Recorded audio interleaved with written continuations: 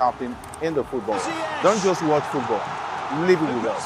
Catch us on the Locker Room and Voice of the People television at 5 p.m. Nigerian time. And like I always say, if not 2012, with the sport. And it's Hakim Ziyech who puts the Atlas. Behind every broken desk lies a broken promise. Education shapes the nations. But who is asking the right questions? Introducing Edu Dialogue, the show that goes beyond the surface, exposes the cracks, the corruption, and the silence in Nigeria's education system. Edu Dialogue, Saturdays, 3 p.m., only on VOP TV. We break the biggest stories, from missing funds to policy failures. We ask the tough questions and demand real answers. Edu Dialogue, this Saturday, 3 p.m. on Voice of the People television. In a world where power shifts with every headlines, news breaks and events happens, we bring you unbiased and explicit information on politics, economy, and state of the nation. We break down the chaos. Facts, not fluff. Truth, not spin. We discuss not just politics, but a glimpse into the future. Join Moses, Chukuma, and Fina on Voice of the People TM. Voice of the People television. Now you have more than a voice. In a world where truth is the ultimate power and opinions scream the loudest, it's time to wade through the noise. Hunger no get tribe! Hunger no get religion! And scan the human interest and trending topics that matter. Stay tuned to The Issues, your plug to the stories making the buzz, from politics to science and technology, social justice, and more. Let's tackle the tough questions and expose the truth.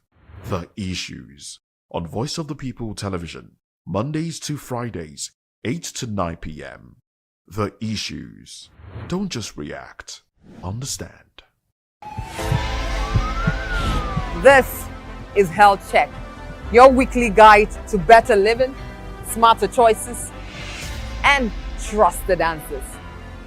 From everyday wellness to urgent health issues, we've got you covered. Health Check, only on Voice of the People television, where your health has a voice.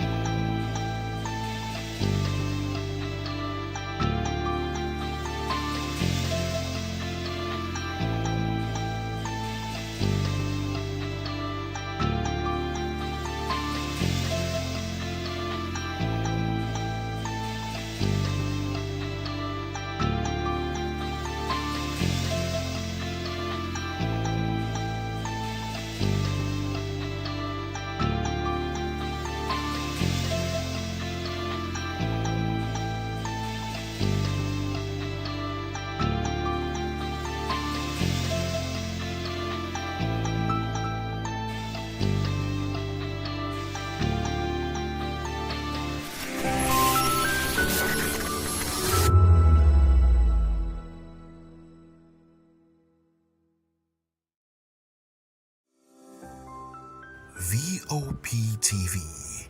Now you have more than a voice.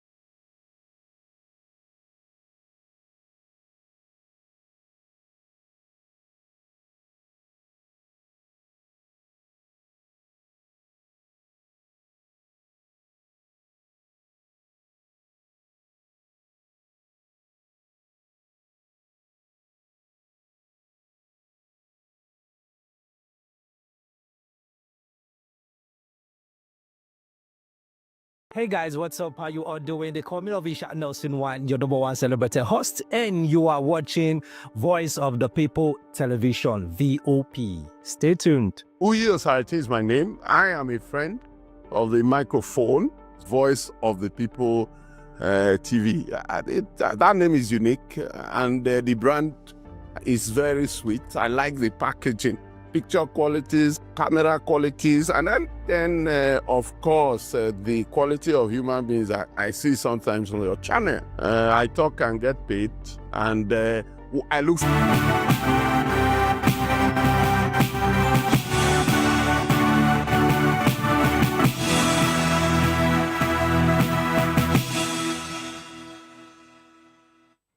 Well, hello and welcome to the African News and Voice of the People Television. I am David Edwin. Before we begin the news, we would urge you to kindly visit our website, www.vop.ng, for fresh and trending news stories.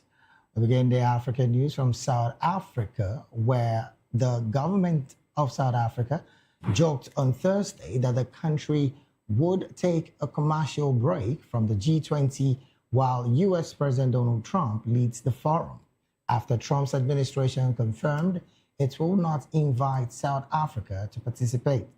The U.S. took over the rotating presidency of the Group of 20 last week after boycotting the summit that President Cyril Ramaphosa hosted in Johannesburg. Ramaphosa spokesperson Vincent Magwenya said about this time next year, the UK will be taking over the G20 presidency, according to him. South Africa will be able to engage meaningfully and substantively over what really matters to the rest of the world.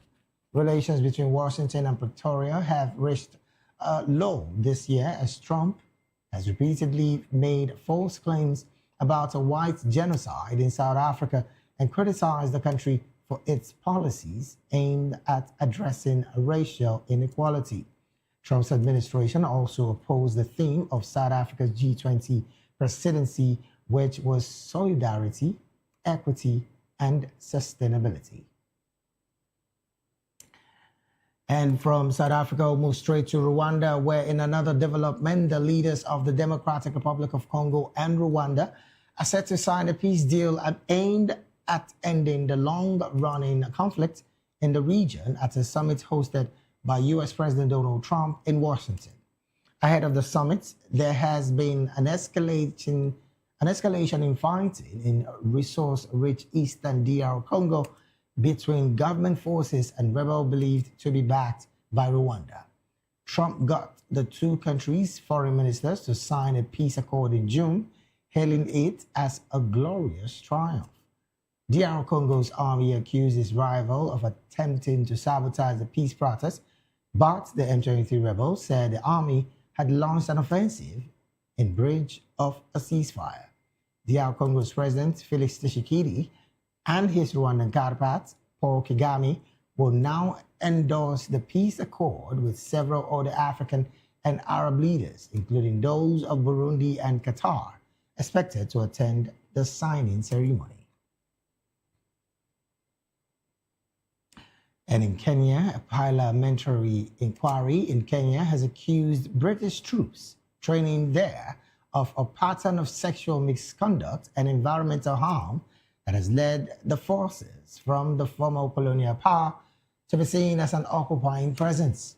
The finding of the investigation by a parliamentary committee focused on defense and foreign relations highlights rising frustrations in the East African country at the conduct of soldiers from the British Army Training Unit Kenya, that's BATUK, who have faced a raft of highly publicized accusations in recent years. A spokesperson for Britain's Defense Ministry said in a statement that the ministry deeply regrets the challenges that have arisen in relation to its defense presence in Kenya, said it was prepared to investigate new allegations in the report once evidence is provided. Moving on, there are reports that say that the French government has criticized the decision by an Algerian court to uphold a 7-year jail sentence for French journalist Christopher Glaizes, despite its efforts to convince Algerian authorities to change the verdict. In a statement, the French Foreign Ministry said its government regrets that its full cooperation with the Algerian authorities and the explanations provided by Glaizes' defense team were not enough to change the verdict. It called for his release and said it hoped for a favorable outcome so that the journalist can be reunited with his family.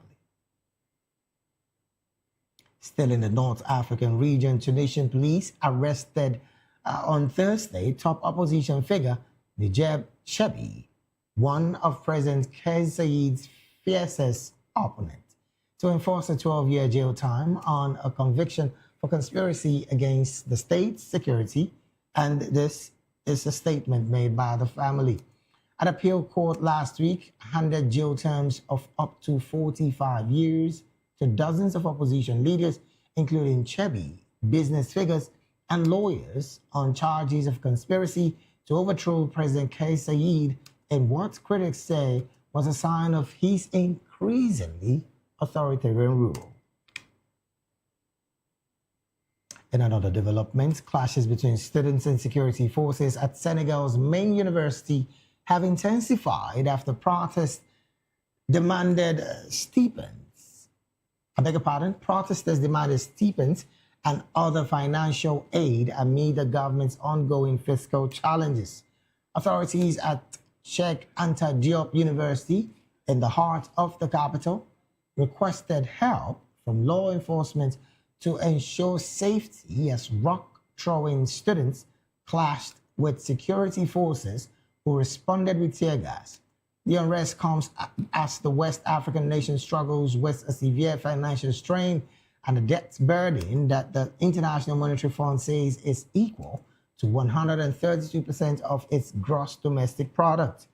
Pape Demba Nian, a third-year student at the Faculty of Legal and Practical Sciences, told Newsman students were trying to engage in discussions when the police entered the campus. You're still watching the African News right here on Voice of the People Television. We'll go on a very short break right now. When we return, we'll come straight to the analysis segment of the news. We'll urge you to stay with us just after this quick break.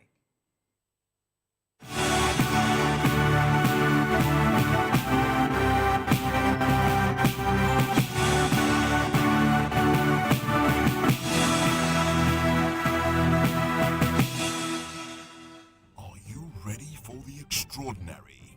Something big is happening on your screen. Introducing VOP TV.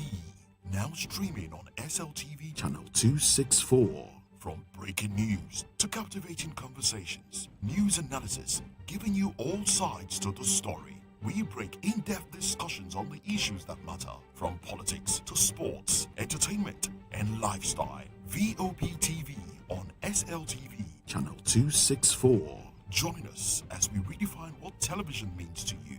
Voice of the People Television, VOP TV. Now you have more than a voice.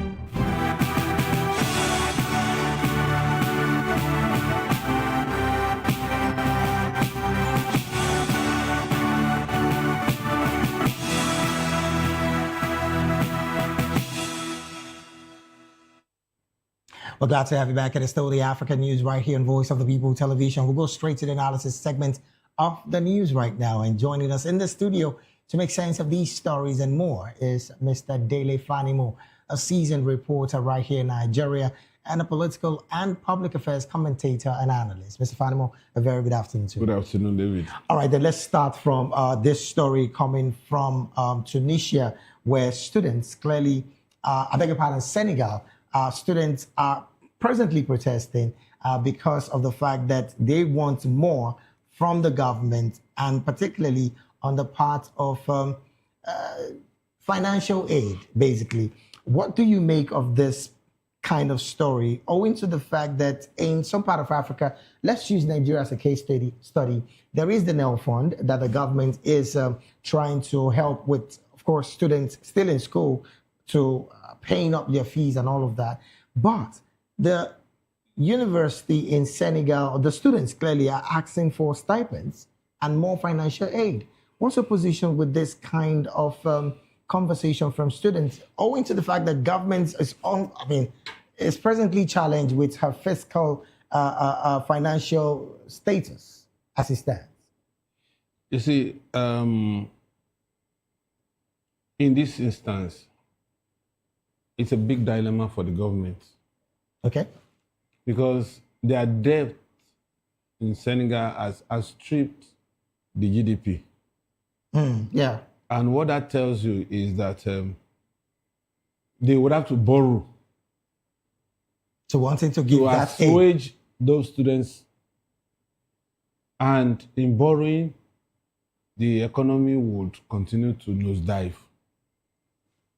So they are torn between taking hard decisions and following the pattern of most African leaders that we want to toe the political solution to this problem.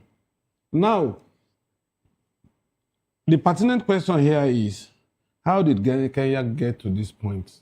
Mentality of I, me, myself, that runs through leaders across Africa. It is only the consequence of their action and inaction that we talk about. Okay. For Senegal, a country like Senegal, to run into that huge deficit, what was the explanation? What will be the explanation if the leadership of Ghana, Senegal, apart from Leopold Sédar Senghor, who was a revolutionarist and who made Senegal what it is today, successive leaders had made nonsense of some of those legacies that were left behind by Sédar Senghor. And this is why there is that problem. And this problem is such that students don't listen to highfalutin economic language.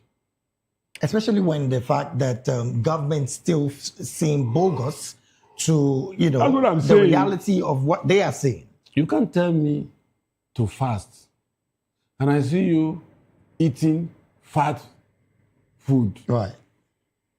And that's what most of leaders do. There is no country in Africa that does not have the wherewithal, both in mineral resources, both in human resources, to take care of each of its citizens. But as a result of this, I, me, myself in leadership.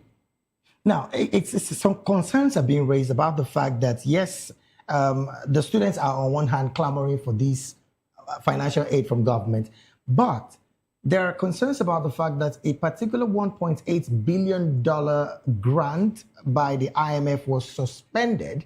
Thus, the reason why the economy is experiencing the kind of delay in growth that it's supposed to experience. Should this be blamed to that particular loan that IMF have not given to Senegal thus far? Because, again, the country is also still functional. Parastatals are delivering on their financial goals and all of that. And then the country is still pegged with this level of decay in economy.